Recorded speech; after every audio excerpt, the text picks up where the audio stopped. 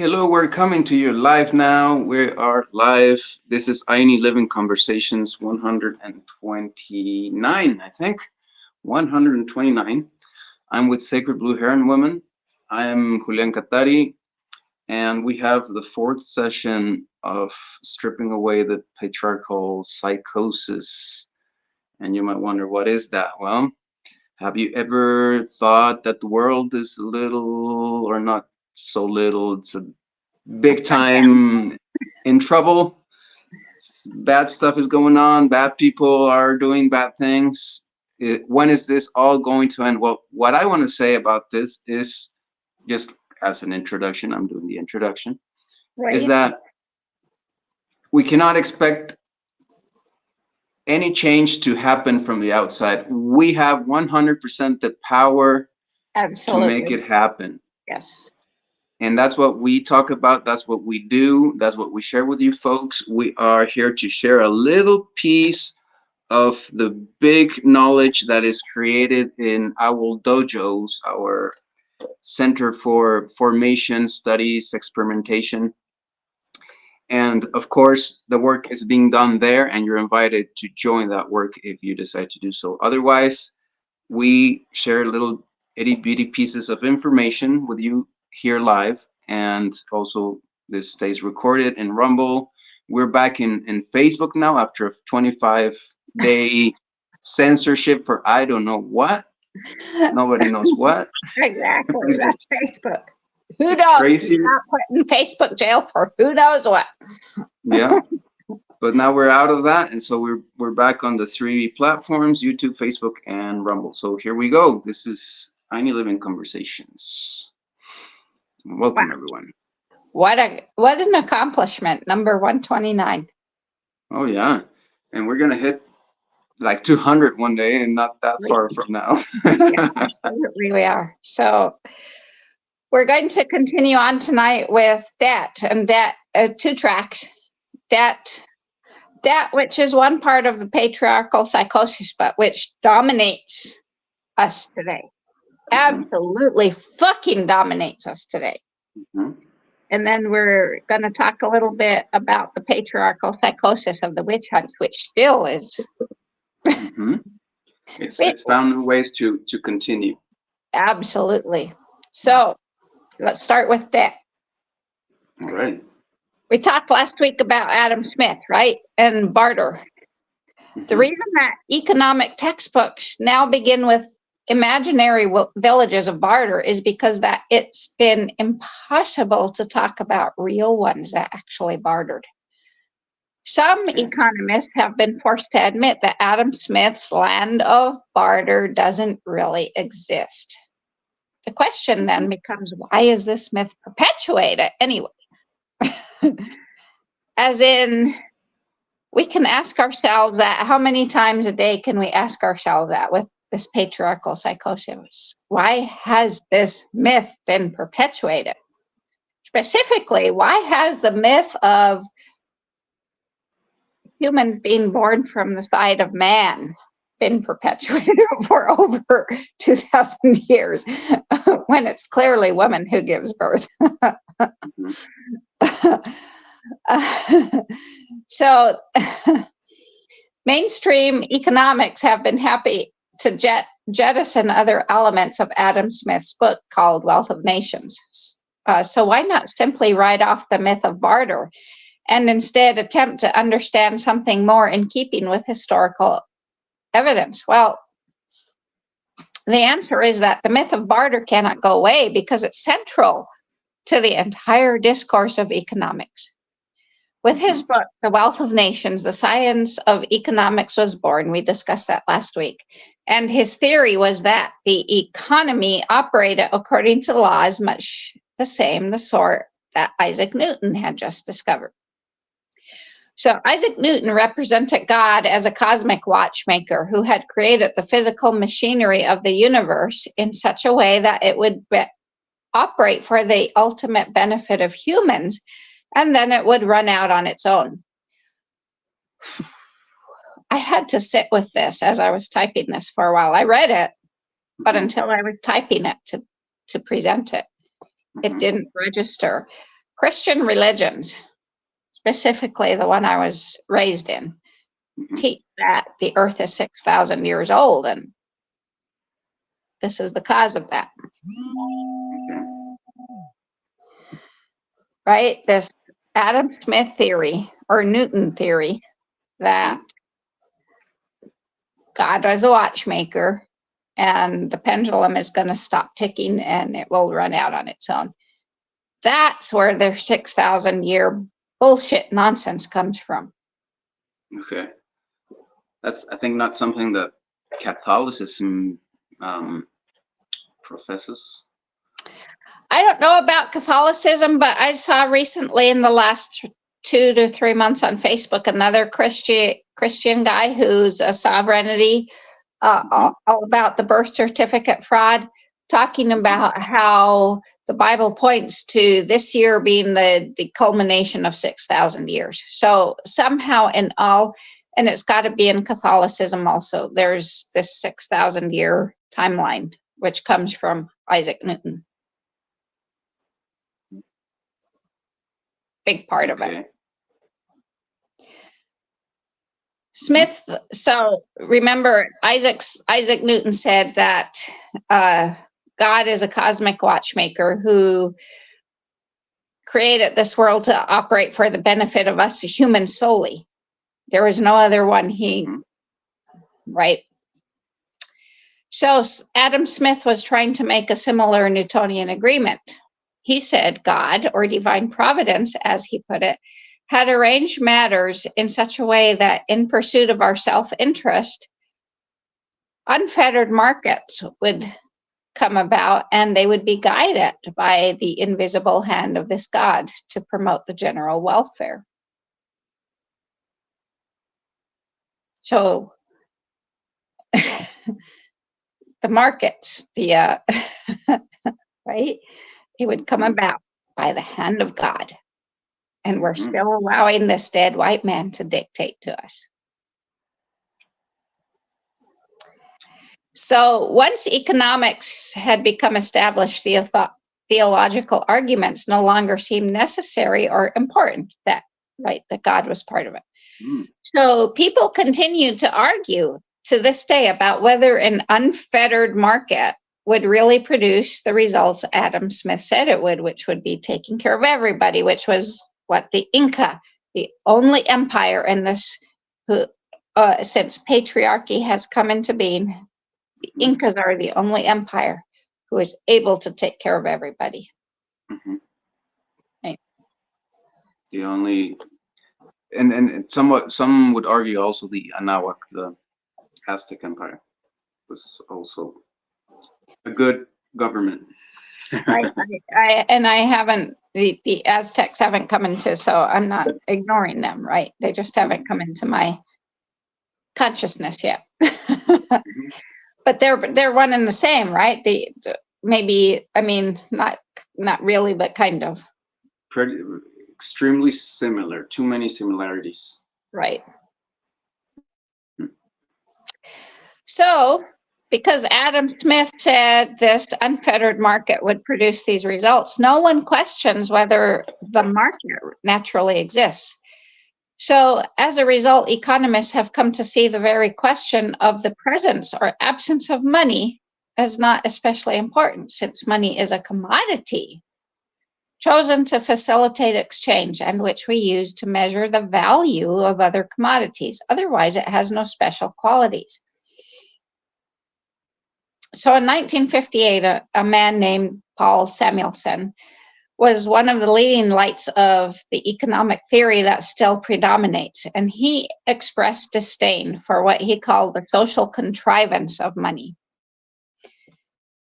He insisted that even in the most advanced industrial economies, if we strip exchange down to its barest essentials and peel off the obscuring layer of money, we would find that trade between individuals and nations largely boils down to barter. So he was another barter theorist. So he said that money is unimportant because the real economics are really vast barter systems.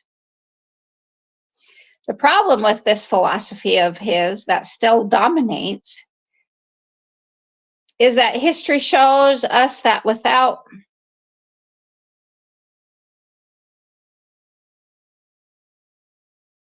he's still there.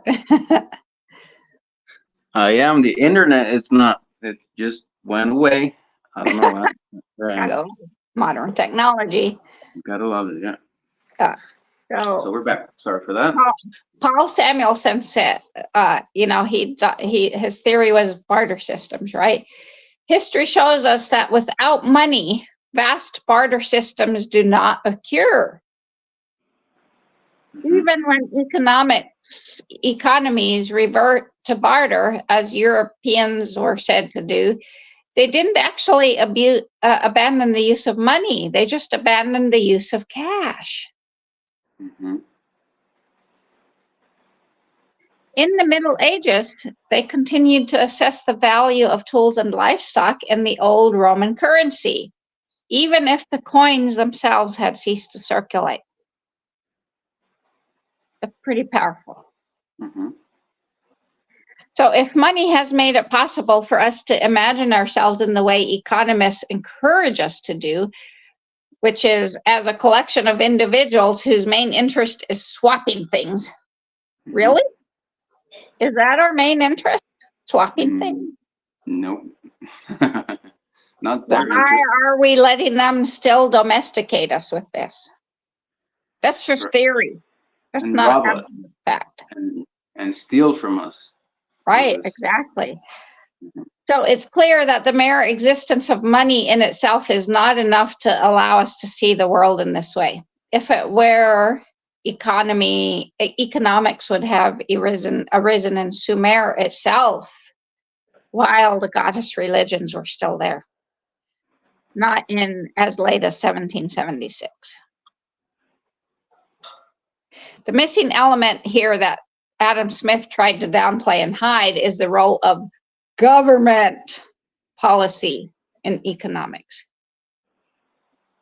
In England, in Smith's day, it became possible to see the market, the world of butchers, ironmongers, dressmakers, haberdashers, hat makers, and so on, as its own independent sphere of human activity, because the British government was actively engaged in fostering these markets. This required laws and police and specific monetary policies. It required pegging the value of currency to silver and greatly increasing the money supply, particularly the amount of small change in circulation. And this required huge amounts of tin and copper, and also the careful regulations of the banks that were the source of paper money. So the century before Adam Smith's Wealth of Nations, his book, The Wealth of Nations, had seen at least 2 attempts to create state-supported central banks in France and Sweden, but those had been spectacular failures. So Adam Smith and John Locke before him put forth the theory that the relative success of the Bank of England and the Bank of Scotland had to do with their policy of pegging money more firmly to precious metals. And this then became the mainstream economic view, so much that the alternative theory of money as credit were written off. So now let's take a look at the state, the concept of the state, and the credit theories of money. And we're going to go into what you said in all your text message, your voice messages to me this week about we have the state government, and we need to consider the fact that we're in this state, this way of being, as another, right? Right. So credit theorists insisted that money is not a commodity, but an accounting tool. So in other words, it is not a thing at all. For credit theorists can no more touch a dollar or peso than we can touch an hour or a cubic centimeter. Can we touch an hour? Can we touch a cubic centimeter? Right. So units of currency are merely abstract units of measurement, and as the credit theorists correctly noted, Historically, such abstract systems of accounting emerged long before the emergence of any particular token of exchange. Mm-hmm. So if money is just a yardstick, what does it measure? The answer is incredibly simple. Credit. Debt. Debt. Mm-hmm. Debt. Debt. Right. Let's get that simple. The entire freaking world runs on debt. Mm-hmm. If the debt would go away, the economy would go away. Okay, yeah, that makes sense. So a coin or a paper dollar is effectively an IOU. Mm-hmm. Whereas conventional wisdom holds that a banknote is a promise to pay a certain amount of real money, credit theorists say that a banknote is simply the promise to pay something of the same value as an ounce of gold. And that's all money ever is an IOU. Mm-hmm. There's no fundamental difference between a silver dollar and a penny, or a green piece of paper with a picture of George Washington on it, or a digital blip on someone's bank computer. There's no difference, right? Conceptually, that a piece of gold is really just an IOU is rather difficult for us to wrap our heads around. And this theory is really quite valid because when gold and silver coins were really in use, they'd never circulated at their value because, once again, their value is pegged by humans. Mm-hmm. There is no creature on earth who trades silver or gold for their sustenance other than humans. Mm-hmm. So how did credit money come about? Well, let's go back to our imaginary town with Henry having potatoes and eating shoes and Joshua having the shoes. So let's say that Joshua is giving his shoes to Henry, and rather than Henry owing him a favor of potatoes, Henry promises to pay Joshua of something of equal value. So Henry gives Joshua an IOU. Mm-hmm. Joshua could wait for Henry to have something useful and then redeem it. And in that case, this is the most important, Henry would have to rip up the IOU and the story would be over. Right. But then he keeps it and, and recirculates it. Right.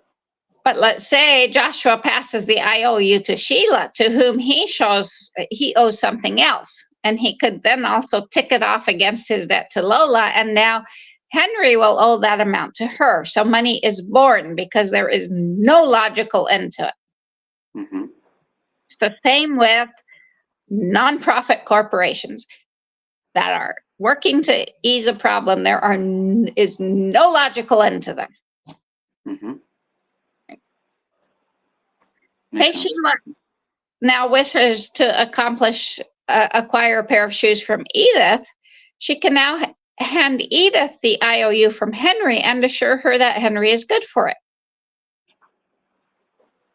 So in principle, there's no reason that this IOU could not continue circulating around the town for years, provided that the people have faith in Henry. Who do we have faith in? The fucking Federal Reserve Bank. That is not federal at all. It's a privately owned bank. Mm-hmm. The only reason we have a debt system. So if it goes on long enough, people might even forget the issue entirely. And things like this absolutely do happen. So what credit theorists are saying is that even if Henry gave Joshua a gold coin instead of a piece of paper, the situation would be the same. A gold coin is still a promise to give something of equal value to a gold coin. After all, a gold coin is really quite useless. Mm-hmm. One only accepts a gold coin because we assume that other people consider it valuable. Right. So in this sense, the value of a unit of currency is not the measure of the value of an object, but the measure of one's trust in other human beings. Oh, wow. Mm-hmm. So the element of trust, of course, makes everything more complicated. Early banknotes circulated via a process almost exactly as we've just described, except that each recipient added his or her signature to guarantee the debt's legitimacy. Excuse me? A debt is legitimate. Why are we okay with this? Generally, the difficulty in the chartralist position, and this is what it came to be called because the Latin word chartra or token is to establish why people would continue to trust a piece of paper. So yes, why do we trust pieces of paper with Benjamin Franklin's picture on them or George Washington's picture on them? Mm-hmm. It's all psychotic stupidity. So after all, why couldn't anyone just sign Henry's name on an IOU? This sort of debt token system might work in a small village where everyone knows each other, but this system can't create a full-blown currency system. And there is no evidence that systems like this ever have. Mm-hmm. Because providing a sufficient number of IOUs to allow everyone in a medium-sized city to be able to carry out a significant portion of their daily transactions in such currency would require billions of tokens.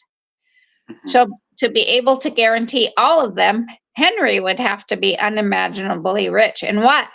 Rich in what? Rich in what? We have to ask this. Rich in what? Pieces of paper with Ben Franklin's picture on them? All of this would be less of a problem if he were Henry II, King of England.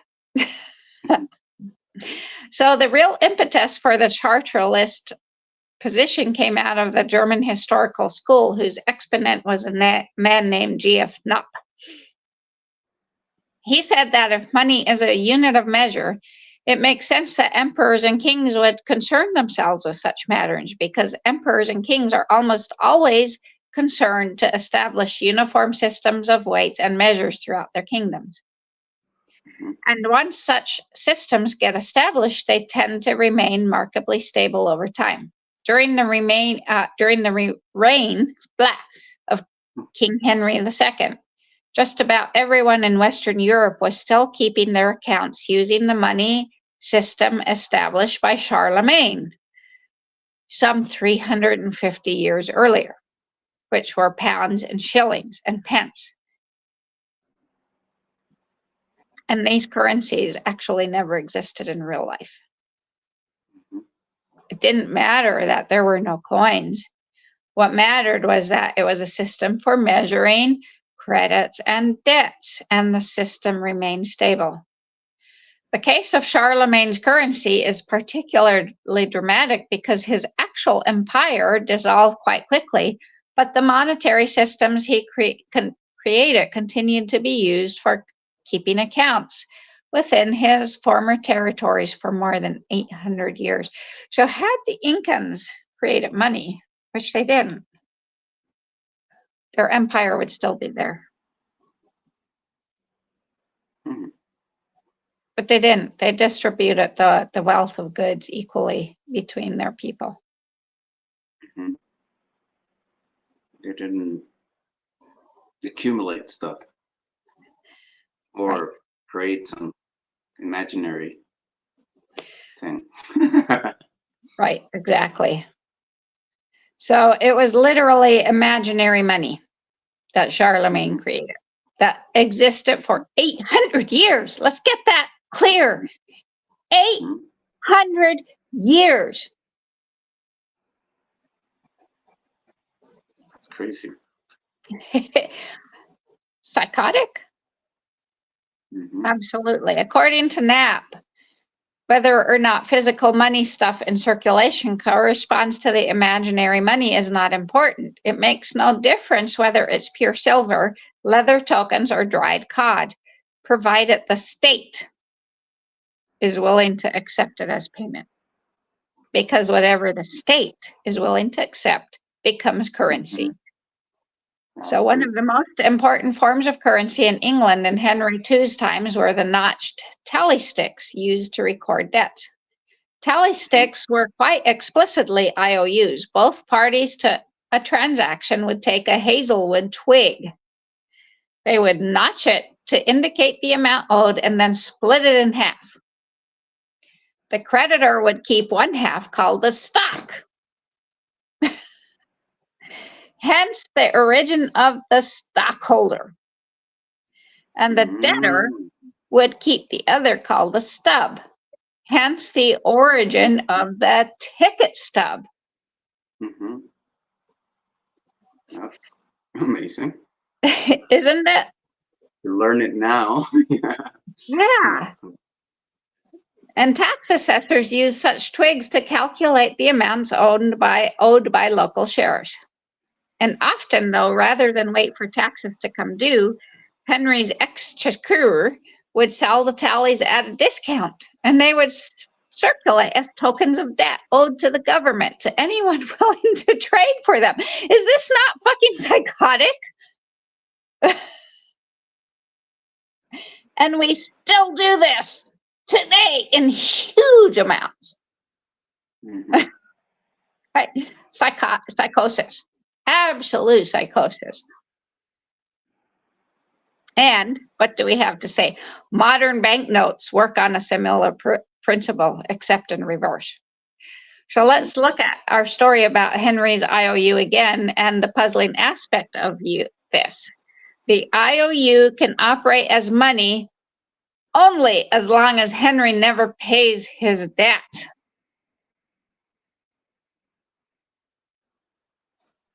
Mm-hmm.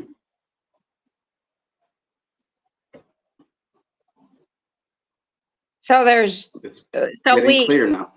Yes, so we embargo nations because they don't pay their debt, but yet there can't be an economic system if they pay their debt. This is why paying debt, as I said last week, is a moral issue. It's not an economic one. Mm-hmm. In fact, this is precisely the logic on which the Bank of England, the first successful modern central banks, was founded. Mm-hmm.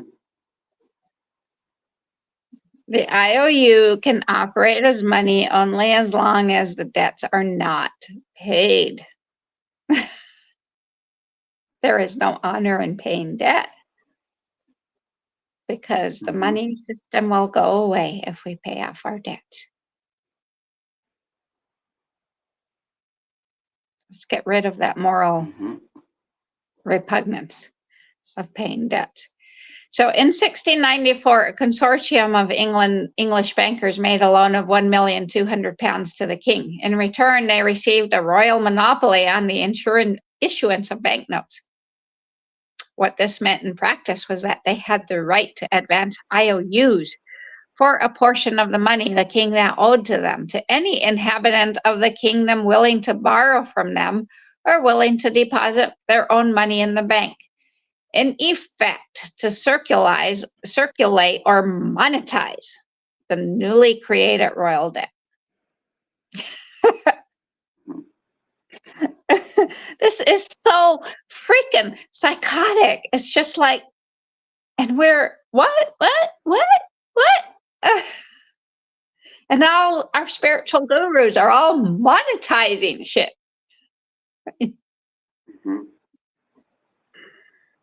This was a great deal for the bankers. They got to charge the king 8% annual interest for the original loan and simultaneously charge interest on the same money to clients who borrowed it, but only as long as the original loan remained outstanding. To this day, this loan has never been paid back. And so the Boston Tea Party that we think gave us Americans our freedom from England, bullshit. That loan has never been paid back. We're still part of England. This is why the Bar Association, the lawyers, control us out of the city of London.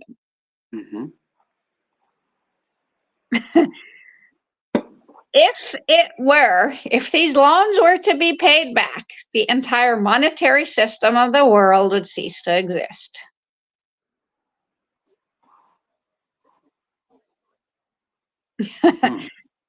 So then next comes the question, why do we make subjects pay taxes?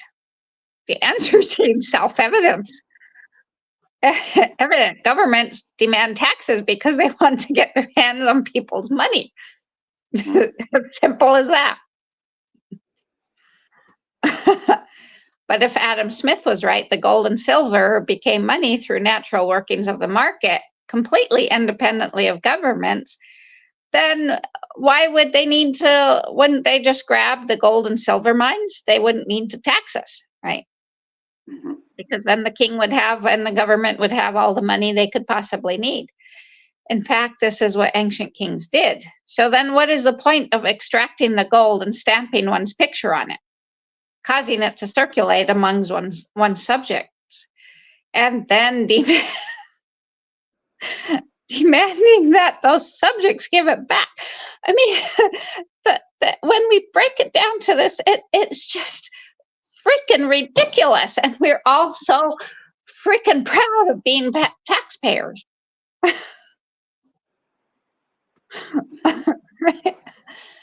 If money and markets do not emerge spontaneously, this puzzle makes perfect sense, because this is the simplest and most efficient way to bring markets into being. So let's say a king wants to support a standing army of 50,000 men. Feeding such a force is an enormous problem, especially in medieval times, because they would consume everything edible within 10 miles of their camp in as many days, unless they were on the march. And then one would need to employ almost as many men and animals just to locate and acquire and transport the necessary provisions. On the other hand, if one simply hands out coins to the soldiers and pays them for being soldiers, and then demands that every family in the kingdom is obliged to pay those coins back to you, one would, in one blow, turn one's entire national economy into a vast machine for the provisioning of soldiers. Since now every family, in order to get their hands on the coins, must find some way to contribute to the general effort to provide the soldiers with the things they want. This is how markets were brought into existence. So with every market, we're provisioning war, soldiers, war, soldiers, war, soldiers. And I was a soldier. And I have no problem. Everybody is. Everybody that is proud of marching in schools, like here in Mexico, you get to march in schools. War, soldiers, war, military. Yeah. And you'd be amazed how much time they spend doing that. I wouldn't, yeah, no, yeah, right. Because it's a matter of pride, this same moral thing of paying your debt. And you hear the national anthem, and 96% of people stand up and vow. Oh yeah, same here in America. Absolutely. And I have long since stopped even putting my hand over my heart. The national anthem, it used to really inspire me. No longer, I just want to puke every time I hear it now. Because it's a nice song, but otherwise, what it represents. Yeah. So stateless societies tend to be without markets. Let's say that again. Stateless societies tend to be without markets. Stateless societies tend to be without markets. So let's return to Madagascar for a minute, and you can probably give the same story about Bolivia, Julian. So one of the first things that General Galliani, conqueror of Madagascar, did when the conquest was complete in 1901 was to impose a head tax. Here, let me give you some money, and then demand it back. It's just, it's just stupid. Right? And it's again, tax paying is such a moral thing. Like Jack was so morally proud of being a good taxpayer. This tax was quite high. And of course, it was payable only in the newly issued Malagasy francs. So he printed money, right? He printed paper with his picture on it, with some little numbers that would make it official, right? That's the only, we think our money it's just freaking paper. So he printed money, then demanded that everyone in the country or on the island, because Madagascar is an island, give some of that money back to him. He printed it, circulated it, and then demanded it be given back. Is that not psychotic? Most striking was the language he used to describe this tax. He described it as an educational or moralizing tax. So let's go now to, like, I just talked to a lady who moved from France to Costa Rica during the pandemic, and she told me last week when I talked to her the week before that France has now issued a thing for dissidents needing educational, right? Same thing. So we're not imposing, they need re-education. They need re-education camps. So now they're not imposing taxes, they're just the same thing. Right? It's no longer money.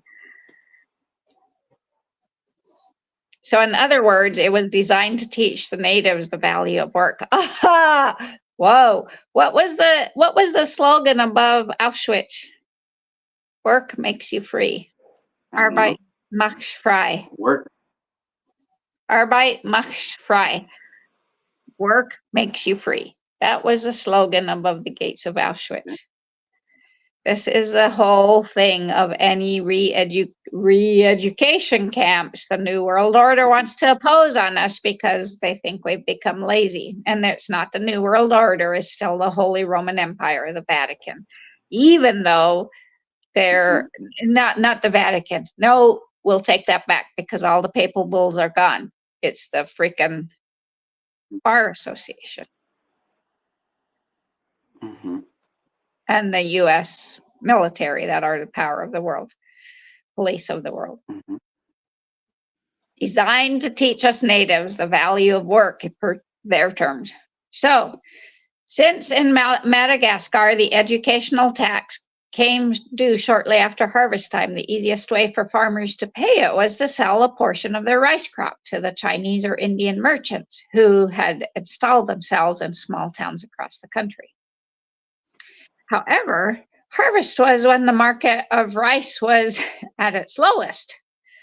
So if one sold too much to pay their debt, that meant you didn't have enough left for the entire year and you would have to buy back the same rice at a higher price. Are we still doing that today? Everybody. Oh my goodness.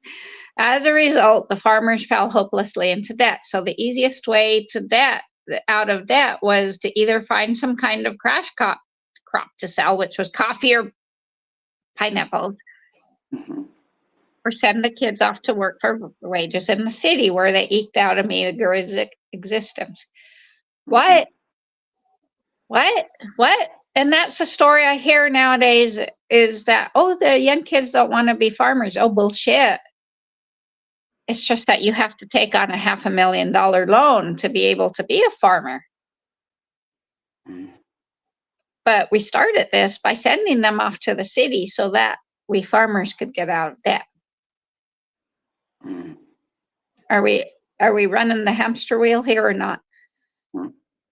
Or they had to work on one of the plantations the French were establishing across the island, which brings us to Peru and the hacendades or haciendas, which were 80,000 acres, which is Ted Turner, which is all these rich men, right? Repeating history that buy up these rich men that buy up plantations, and we willingly go to work for them.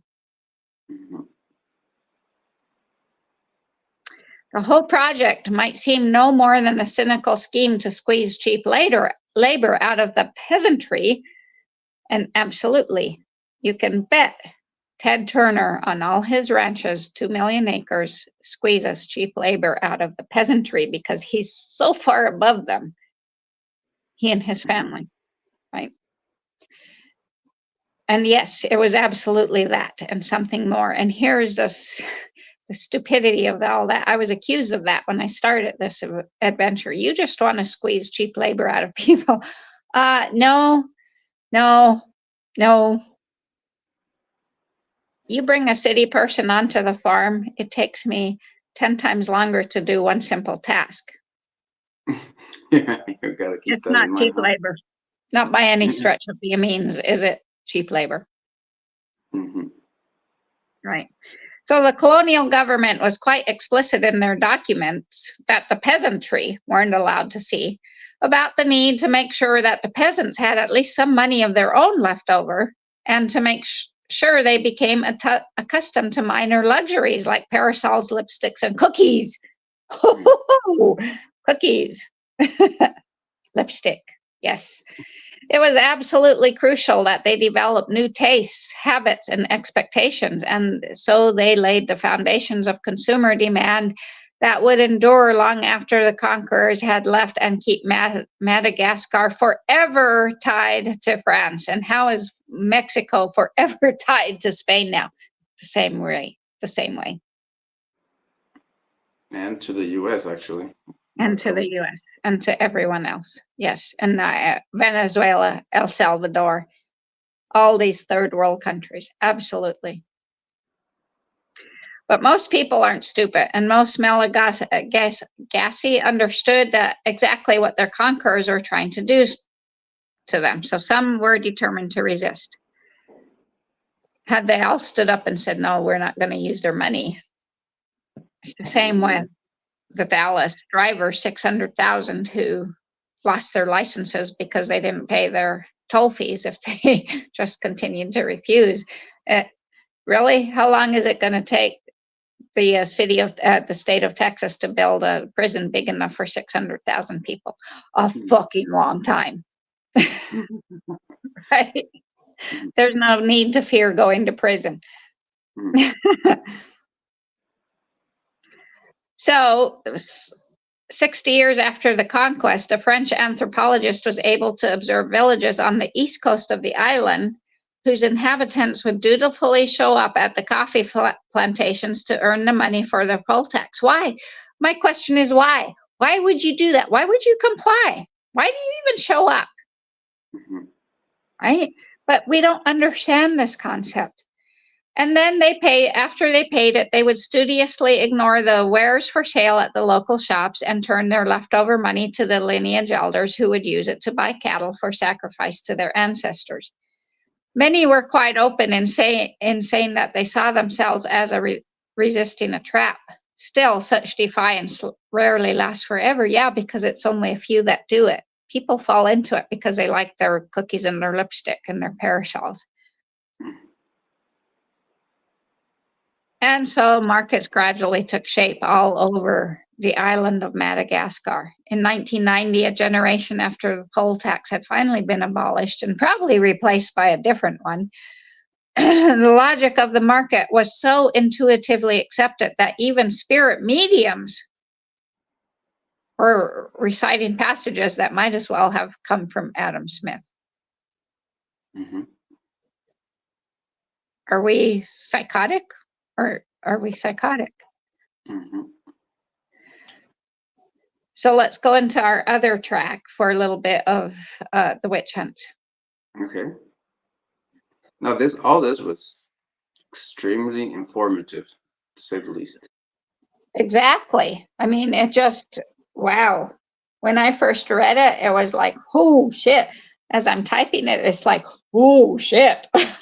It turns my stomach to realize how, remember in the wisdom from the All-Mother Namu in the goddess religion, she said that men who didn't learn the herbs and the tonics she gave them were for sexual pleasure were just ignorant doves.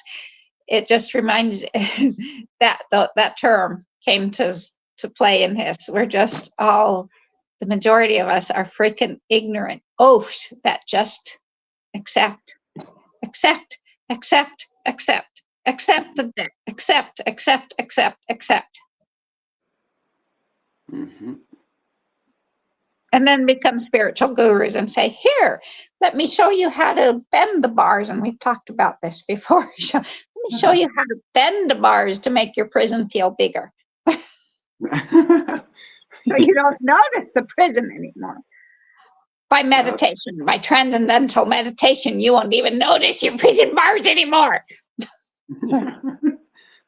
That's in fact, you'll want to perpetuate the prison. Mm-hmm. So, the witch hunts. So, if life is inherently evil, as put forth by the Catholic Church, they need someone to blame. And who is better to blame than woman who brings forth life from her own body? So then they can also be publicly punished, as the iconic and illusory devil can never be punished. The devil can't be punished because there is no devil, right? So the myth of feminine evil, which has dominated the Western world for over 2,000 years, led logically and directly to the religiously targeted murder of women as witches during the Great Inquisition of Europe. The estimates range between 1 million to 9 million people burned as witches between the 15th and 18th centuries.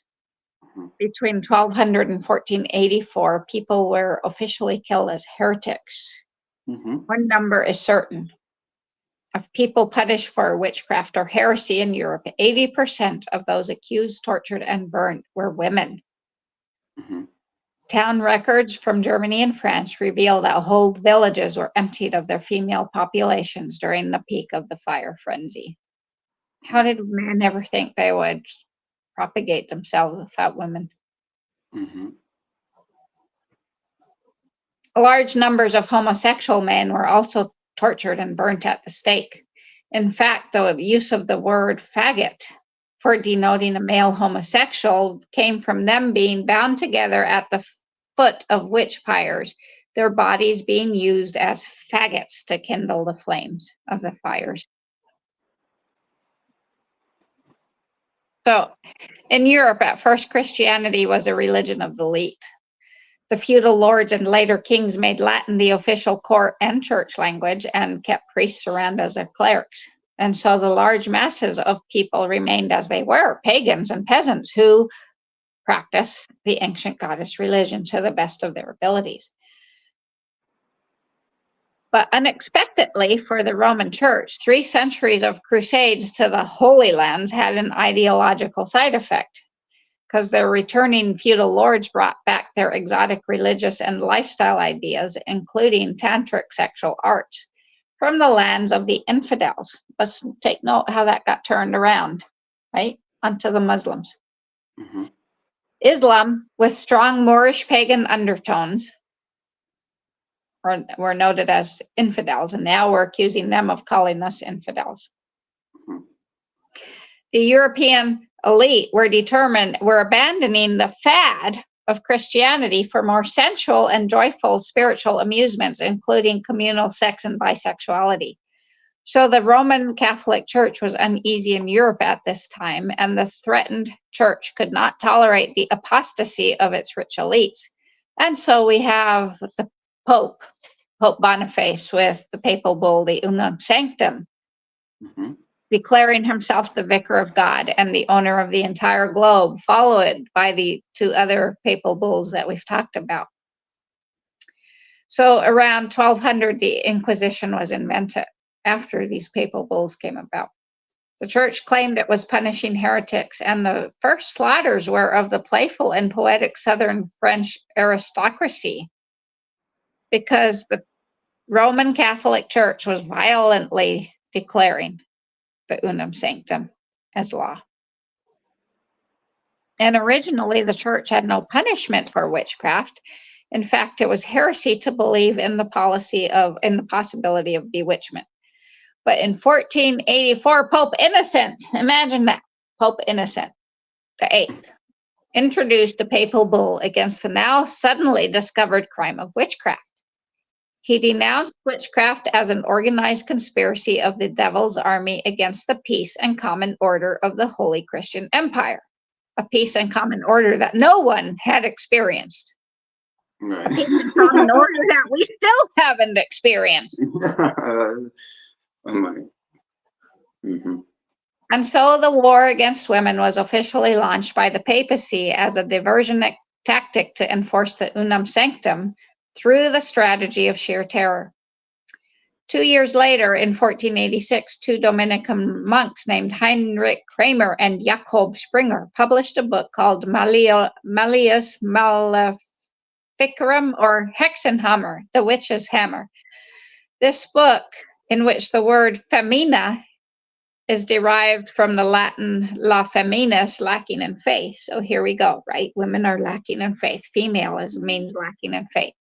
Was the official handbook of the witch hunters who found it priestly and psychological justification for their already religiously and aggravated hatred and fear of women. Mm-hmm. And so this book, the Hexenhammer, became the indispensable authority for the Inquisition during the next 300 years of mass terror and persecution. The Catholic and Christian witch burners were obsessed with sex, and the witch hammer, the Hexenhammer, constantly equates devil with sexual activity, and it now all was believed that all material life sprang from semen. This was the result of the Musi biting the fig in half, right?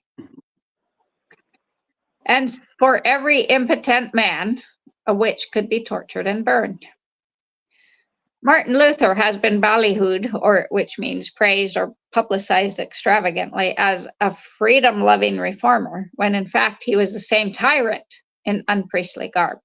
He would shout, "I would have no compassion on the witches, I would burn them all."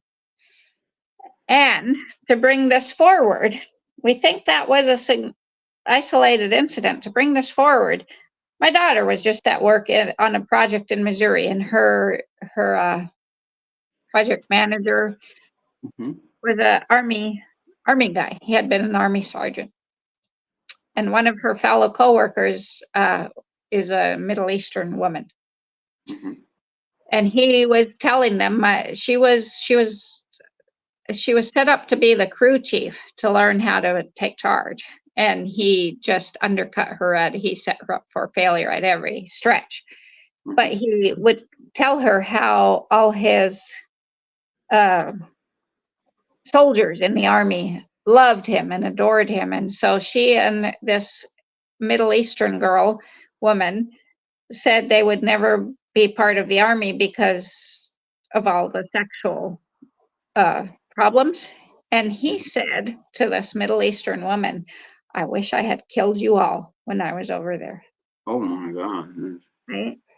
I would burn them all out of Martin Luther's mouth. I would burn them all. I wish I had killed you all when I was over there. We're still repeating the same words. Mm-hmm. Is this not filthy psychosis? Mm-hmm. In the patriarchal religion, only God has power. Power does not exist in nature, and it is not something he shares with his creatures. So dreams, faith, and energy must be strictly directed and controlled by his church, his police force on earth.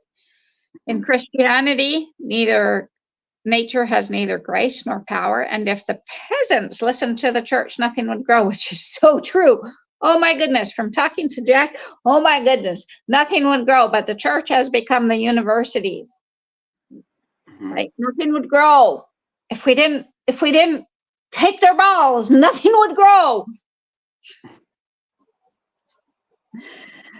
The book, The Witch Hammer, reinforced the Old Testament injunction that all dreamers must be stoned to death. According to Christianity, human beings may have only one dream, and that is the dream of redemption through Jesus Christ from the sin of being born a debtor. And so we have been adjusted, domesticated into la vida sin sueños, a life without dream. The world record for killings is held by Christians. Hundreds of millions of human beings in the past. Let me say that again. The world record for killings is held by Christians. I'm going to remember that. I'm going to use that. Hundreds of millions of humans in the past 2,000 years have been tortured and slaughtered in infinite number of hideous ways in the name of Christ and by people who believed or said they believed they were exterminating agents of the devil. We just talked about the first Holocaust, 300 years of witch burning. In the second Holocaust of World War II, 5 to 6 million Jews were exterminated, along with other unclean subhumans. And the war itself killed 45 million people. Then we have Vietnam, the killing fields of Cambodia, El Salvador, Rwanda, Venezuela, Argentina. The list goes on. So my question to end this night is, how long are we going to continue participating in the killing, in the witch hunts? Because they haven't stopped.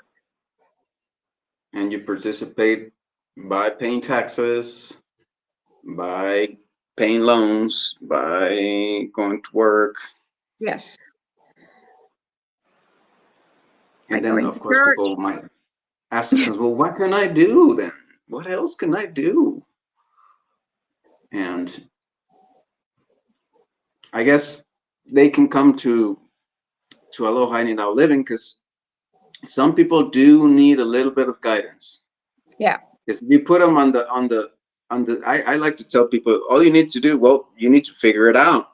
You need to think about it. We don't know how because we're so used to being controlled. Right. And okay, yeah.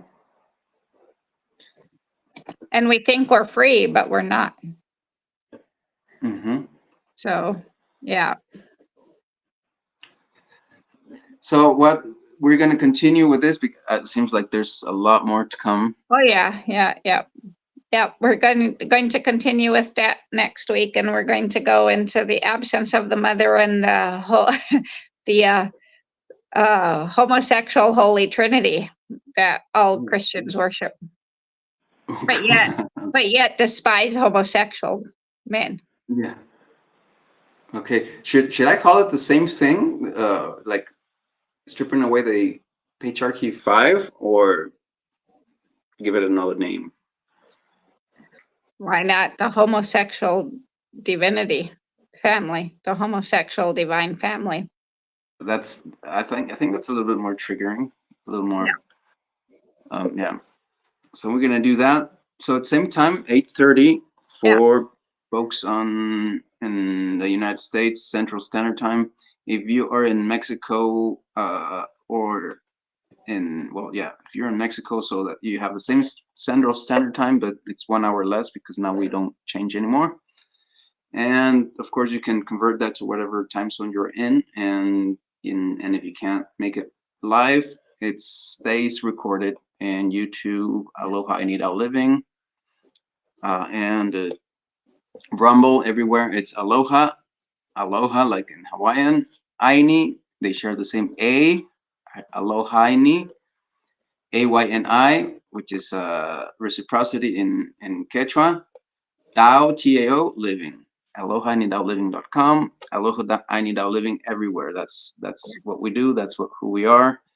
And there is something you can do, and it's not as popular and it's not the freedom cells. It's not the other freedom movements. They haven't studied enough. They need to do, because If they would study this, what we saw today, they would totally understand and grow beyond that thinking that they're going to make it through cryptocurrency, or they're somehow going to become free without addressing everything that needs to be addressed.